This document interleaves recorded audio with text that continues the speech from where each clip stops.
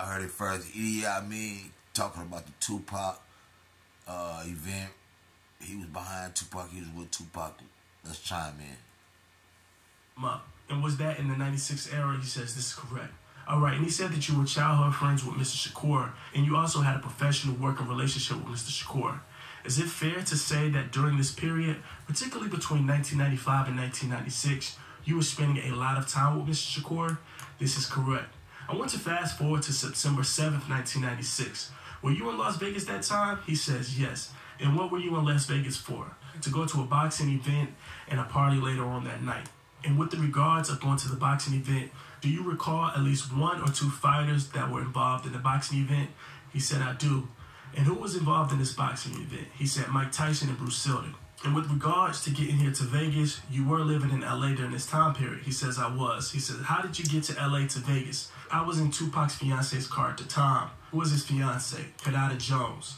Was Miss Jones also one of the people that came out to Las Vegas? He agreed. Say what and it do you is. recall who else came to Vegas with you or the group? Tupac's cousin, two of his cousins, and another childhood friend. And then Mr. Shakur and Mr. Knight also came out. They did.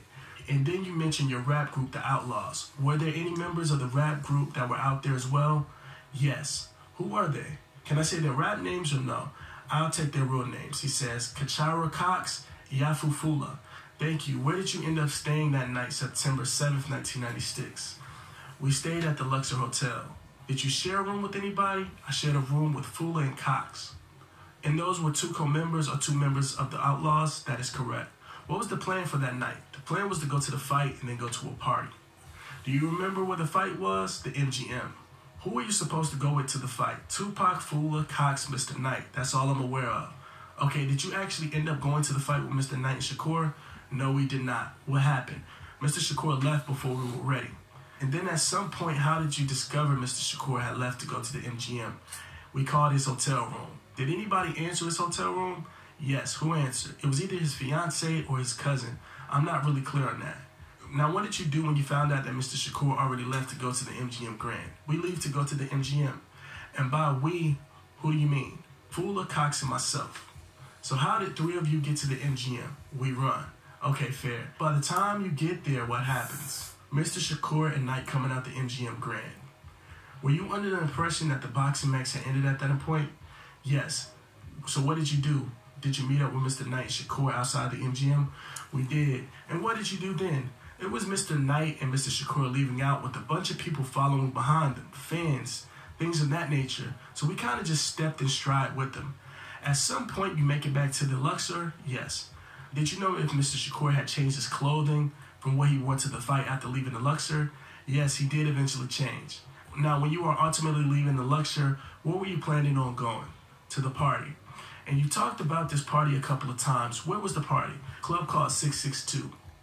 In this Club 662, were you aware of who was in charge of the club? Yeah, I was. Who was in charge of it? Who actually owned it? I don't know who was in charge or who owned it, but I was under the impression that Mr. Knight owned it. So it's fair to say that it was a place that Death Row artists or people associated with Death Row would feel comfortable to hang out and go there. Yes. Was there expected to be a performance at 662? It was. And who was expected to perform? Tupac. And you were one of the people that might perform as well, right? Yes, that is correct. With your group Outlaws? Correct. Now tell me how you get from Luxor to 662. Do you run a Club 662 or how do you get there? No, we did not run. We took a vehicle, a car. And how many vehicles were associated with your party? I'm not really sure. I was aware that one of the vehicles we were in, the vehicle that Pac and Suge Knight were in. Now, fair to say you were both a friend of Mr. Shakur and a recording artist yourself. This is correct. Talking so obviously, to you had no role in security from or the anything Outlaw like that. Immortals. You wasn't professionally responsible. We got brought here I'm reading not a professional security person. Were you aware if Mr. Shakur and Mr. Knight had professional security? He said I was. In the vehicle that you took to the club, who was in that vehicle? Me, myself, Fula, Cox, and Tupac's security guard. What was Tupac's security guard's name? Frank. Were you aware whether or not Frank was armed? Eventually, I was aware of the status. And by eventually, do you mean after this incident or before this incident? Pretty much right before the incident. Okay. And it's so obvious that you're here for a shooting. So when I say the incident, I mean became aware that Frank, the security guard, did not have a firearm. I was. We became aware of that, yes. Okay. What car were you in? Well, can you describe the car that you were in? It was a Lexus. And what color was it? Black. And can you describe the vehicle that Mr. Shakur was in? It was a BMW. And what color was it? Black. And was there anybody in the car with Mr. Shakur? It says Mr. Knight. And do you recall who was driving and who was in the passenger seat? He says, who was in the passenger seat? He says, I do. Who was in what seat? Mr. Knight was driving, Shakur was in the passenger seat. And is this fairly typical? He says, no. So it was unusual for it to happen that night? It wasn't unusual, but it was only unusual because Mr. Knight and Mr. Shakur didn't always ride together. Okay. In the vehicle you were in, it was a black Lexus. Where were you sitting? I was in the back seat, passenger side. As you were driving to Club 662, was there a shooting? He says there was. And can you describe the events that led up to the shooting? He said, we were on our way to Club 662. Mr. Shakur and Knight were in the car in front of us. We approached the light. Some women drove up passenger side. Mr. Shakur began talking to the women.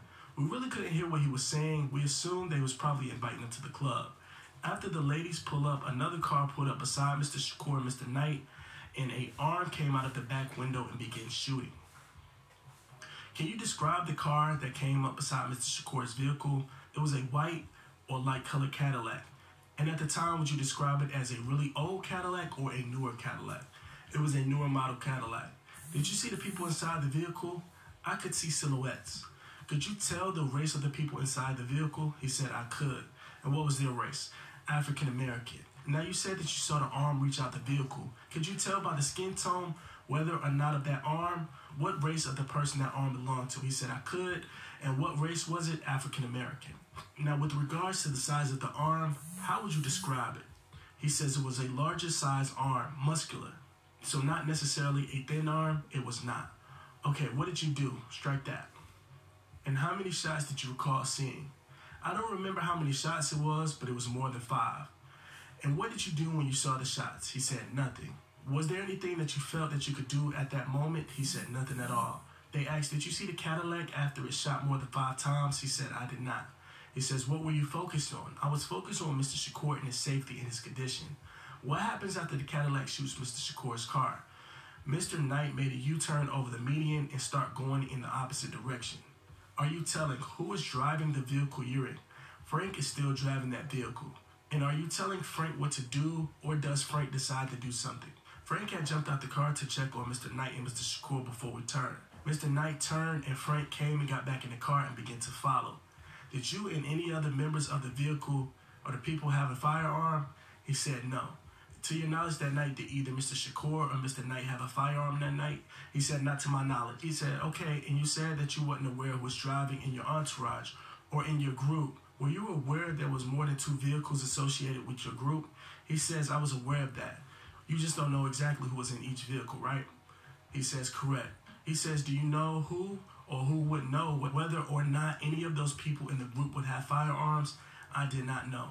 Okay, do you recall seeing, after the shots from the Cadillac, do you recall seeing or hearing any other people shoot that was from your group at the white Cadillac? He said, I did not. Is it possible that it occurred and you didn't see it? He says, I can't testify to that. In the moment, our attention was completely on the car Mr. Knight and Shakur was in. So when Mr. Alexander gets back in the vehicle, and I'm sorry, I said Mr. Alexander. What's Frank's full name?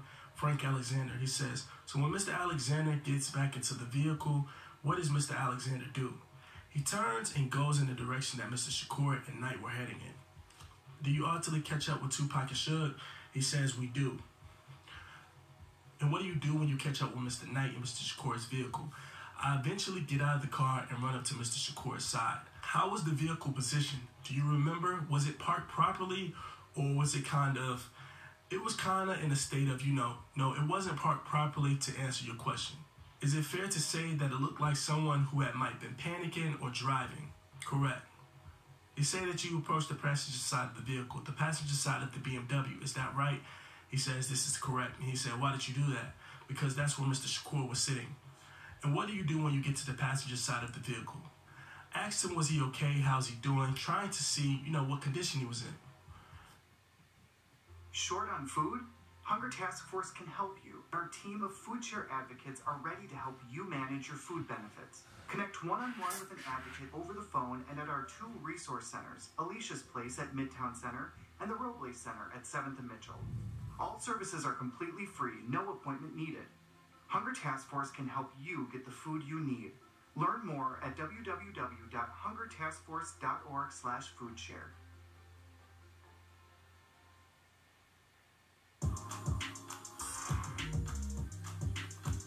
The light binder's ready. Can you order me like 400 more of these headphones? Alright, sounds good. Thank you so much. Pencil test is ready. Just email it to me. 2 seconds. 5 seconds. Shake. Go.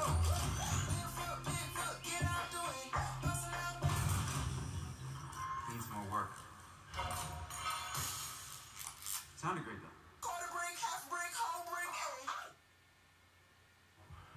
And does Mr. Shakur respond at all? He says he does. And what did Mr. Shakur say? Get on the ground, they're going to shoot you.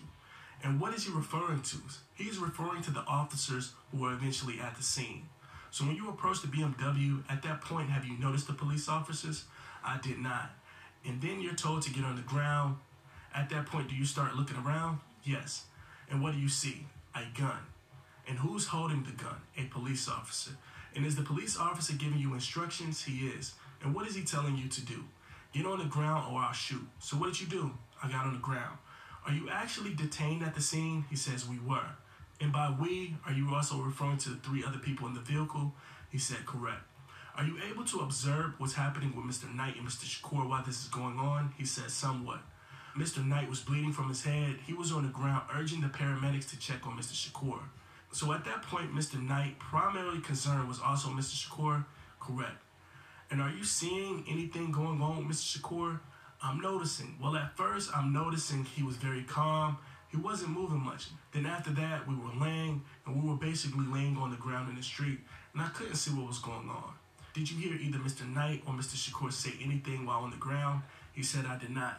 And at that point, it's early September night in Las Vegas. Is it fair to say it was particularly hot while you're on the asphalt? He said it was hot as hell.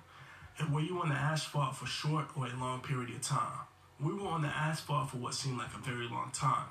At some point, do the police ultimately realize that you are not involved as the shooter, but rather as a victim or witness? They do. And as a result, do they let you go? He said not right away. What do? They begin questioning us about the shooting, and they said, in fact, you gave a taped statement regarding the shooting. He said, I'm aware that I did now. You came to my office yesterday. Is that true? This is correct. And that's where you became aware that you had a statement that was recorded. I do. Okay, fairly short statement. Is it fair to say? Uh-huh. Is that a yes? That's a yes. And then you also gave probably a 1 or 2 sentence written statement as well. Is that correct? This is correct. At that point, you're ultimately allowed to leave. Yes. Where do you go? We went to the hospital. Is that the University Medical Center? Yes. And what did you do at UMC? We prayed. Are you aware that Mr. Shakur passes away come 6 days after? I'm aware. Were you here in Las Vegas during that time? Yes. Why were you here? Because he was still in the hospital. Did you see Mr. Shakur inside the hospital room? I did. Were you one of the people that could go in? He said, this is correct. Were you also one of the people that, seen Mr. Shakur's mother also at the hospital? He said, I did. And that would be Afeni Shakur? He said, Afeni Shakur, yes. All right, at some point you learned that Mr. Shakur has passed away. Is that correct? He says, correct. Now, how did you learn that? His mother pretty much told everybody. This is something that's going to sound like a silly question, and I apologize for it. Since that day, have you ever heard from Mr. Shakur? He says, I have not. So in your statement, do you recall seeing 2 people on the front, on the driver's side of the vehicle, and then the driver's passenger? What vehicle are you talking about? I'm sorry, in the white Cadillac, how many people did you see? From my vantage point, I saw 3 people. Okay, all right. State has no further questions for this witness. Do any members of the grand jury have a question? So the grand jury had a few questions, and they said this. Where is 662 as you were where you were going? He says, I don't know. I didn't know Vegas at the time. I didn't even know where we were going. I didn't even know what the club was. So was it towards the Luxor where you were staying, or was it the opposite direction? It was away from the hotel. Okay. What was the name you performed under? Idi Amin. Any other questions? So the juror has some more questions. So you say that the arm came out of the back side, not the front where the driver was. The arm came out of the passenger side or the back seat of the driver's side. Okay, thank you. Were there any tattoos or anything on the arm that you saw? Not that I recall. And just so we're clear, this occurred at nighttime and hours of the day. He said it was dark outside. And then the jury had one last question. It said, were you able to get the license plate of the Cadillac? He says, I was not. Thank you. Any more questions? No questions. The doctor that actually performed his autopsy had to speak in front of the grand jury, and they recorded her testimony. Now they asked, doctor, how are you employed? She says, I am a forensic pathologist medical examiner here in Clark County. How long have you been a forensic? Something unexpected has